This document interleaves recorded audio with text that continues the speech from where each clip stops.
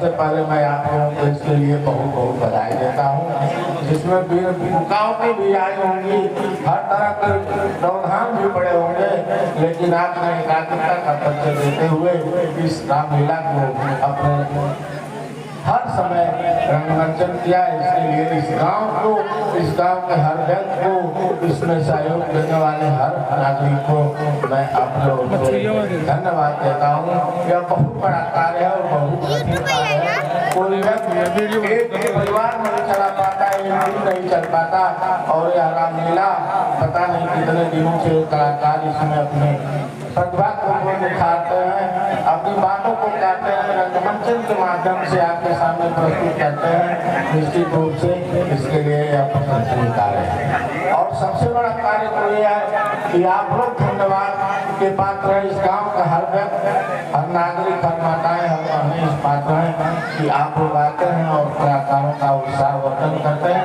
साथ ही साथ यह कोई नाटक नहीं है जिसका रंगमंचन देख लें और चले जाएं, इसमें कुछ आएगा। आप लोग बहुत ही भाग्यशाली हो जहां आपके दरवाजे पर बैठ करके भगवान की लीलाओं का वर्णन हर साल आप करते हो, इसे अनुसरण करते हो, इसे अपने जीवन में अपनाते हो। अपनाना हर व्यक्ति को चाहिए, क्योंकि यही मेरा जीवन है, यही आपका जीवन है, यही सबका जीवन है। रामायण कोई साधारण घटना नहीं रही होगी, रामायण लिखने वाला व्यक्ति कोई साधारण नहीं रहा होगा, जो भगवान ने अपने आप को मानव के रूप में जन्म लेकर इस धरती पर अपने लीलाओं का मंचन किए।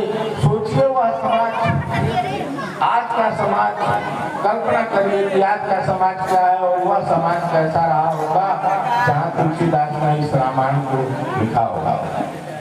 कितनी भी बाधाएं उनके सामने भी आई होंगी, लेकिन उन्होंने भगवान के चरित्र का वर्णन किया और भगवान ने मानव रूप में आकर के इस धरती पर दिखा दिया कि एक व्यक्ति को अपने जीवन में कितने उतार चढ़ाव आते हैं। एक राजपाट होते हुए, एक राजा का लड़का होते हुए भी वो अपने जीवन में पता नहीं, आज हमको लग रहा है कि अब वनगमन की ही तैयारी होने जा रही है। प्रभु अपने भार्या के साथ और अपने भाई के साथ आज वनगमन की तैयारी करेंगे। यह उनके जीवन का सबसे महत्वपूर्ण क्षण है, क्योंकि जिस समय दशरथ ने इनको कहा था कि आप वन को जाएंगे, राजपाट, सोचिए वह दिन कैसा रहा होगा उनके जीवन में।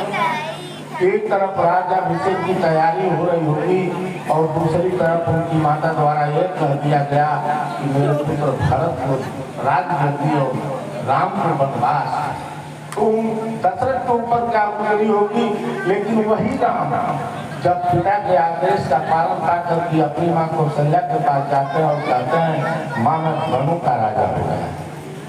सोचिए क्या समाज कैसा व्यक्ति को कैसा चरित्र रहा कि राजपाट को लात मारते हुए उन्होंने कहा माँ मैं जंगलों का राजा हो गया हूँ, बैठ जाइए।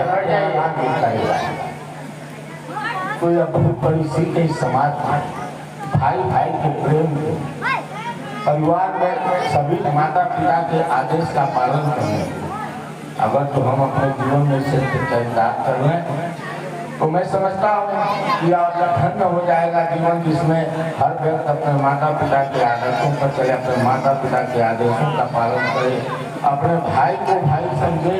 यही राम का और रावण में यही अंतर था, जिसने लात मार करके अपने भाई को बाहर कर दिया और दूसरा भाई उसके साथ सटा का सटा रह गया है।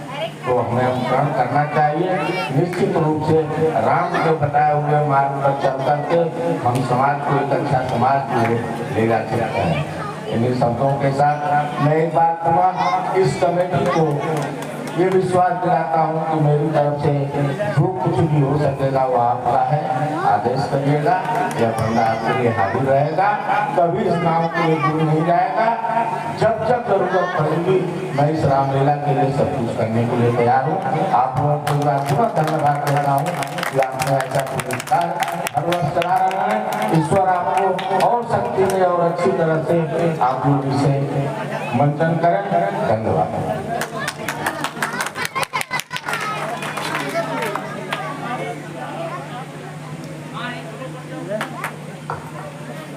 हमारे मुख्य अतिथि महोदय ने जो हमारा मार्गदर्शन किया है, मैं उसे 2 शब्दों में आपसे कहना चाहता हूँ। हर एक जो उन्होंने बताया है भगवान की लीला का उद्देश्य क्या है, महज 30 सेकंड समझा दूंगा, आप समझने का प्रयास करें। उत्तम बने विचार यही मतलब है राम कथा का हो, मतलब है राम कथा का।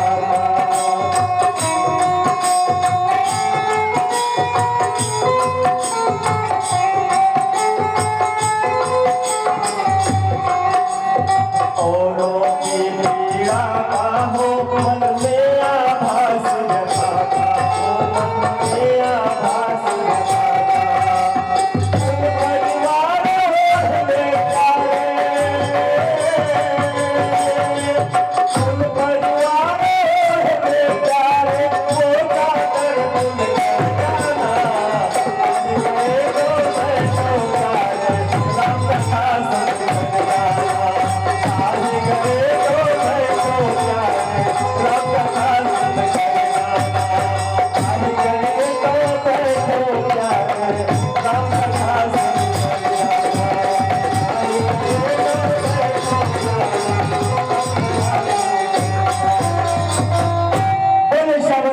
चंद्र की।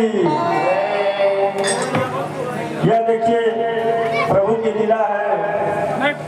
जो लोग पेशे से वकील होते हैं उनका काम होता है लोगों से पैसा लगना, इनका उनके लगा करके तारीख पर तारीख, तारीख पर तारीख। लेकिन नहीं, हमारे बीच हमारे श्रेष्ठ कलाकार और इस कमेटी में कलाकारों के लिए कहा जाए और जिनके दरवाजे पर मिला होती है अधिवक्ता माननीय उच्च न्यायालय पूर्ण पीठ प्रयागराज श्री विनय प्रकाश पांडे, इन्होंने भगवान के चरणों में 101 रुपया प्रयागराज से आकर अर्पण किए हैं। भगवान इनको इनके पूरे परिवार को स्वस्थ सुखी संपन्न बनाए रखने की कृपा करें।